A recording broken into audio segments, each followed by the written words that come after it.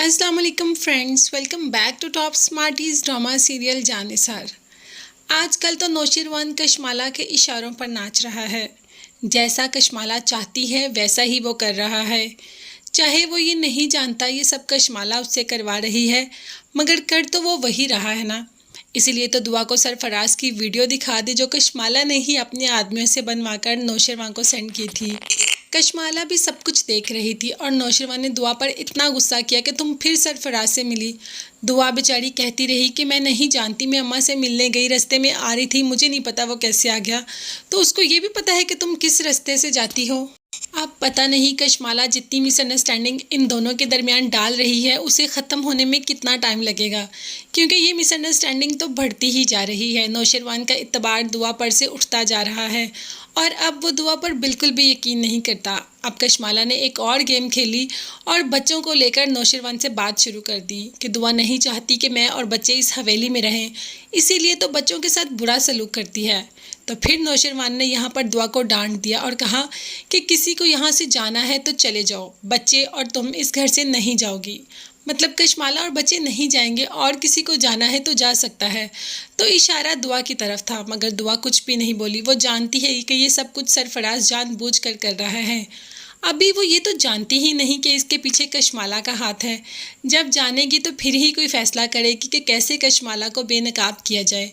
और दुआ जितनी समझदार है वो ये सब कर गुजरेगी। इसीलिए आज नौशिरवान से पूछ लेती है कि आप मुझसे इतने गुस्से में क्यों हैं। अगर आपको मुझसे नफ़रत हो गई है तो आप मुझे बता दें। क्या नौशिरवान को सच में दुआ से नफ़रत हो गई है? क्या आप लोगों को लगता है कि नौशिरवान को दुआ से नफ़रत हो गई है? मगर मुझे ऐसा कुछ नहीं लगता। ये एक वक्ती मिसअंडरस्टैंडिंग है जो जैसे ही सब कुछ ख़त्म होगा ये मिसअंडरस्टैंडिंग भी ख़त्म हो जाएगी। जैसे ही कशमाला और सरफराज का सच सामने आएगा तभी ये सब कुछ ठीक हो जाएगा। तो यहाँ पर कशमाला ने एक और चाल चल ली। कशमाला चालें चलने से बाज नहीं आती और सरफराज उसका साथ देने से बाज नहीं आता। जैसे ही दुआ बाहर लेटी हुई थी, नीम गनूदगी में ही थी कि पीछे से किसी ने हाथ रख दिया उसके ऊपर और दुआ इसी गुमान में है कि शायद वो नौशिरवान है। इसीलिए तो बहुत ही प्यार से कह दिया कि मैं जानती हूँ कि आप मुझसे ज़्यादा देर तक नाराज़ नहीं रह सकते।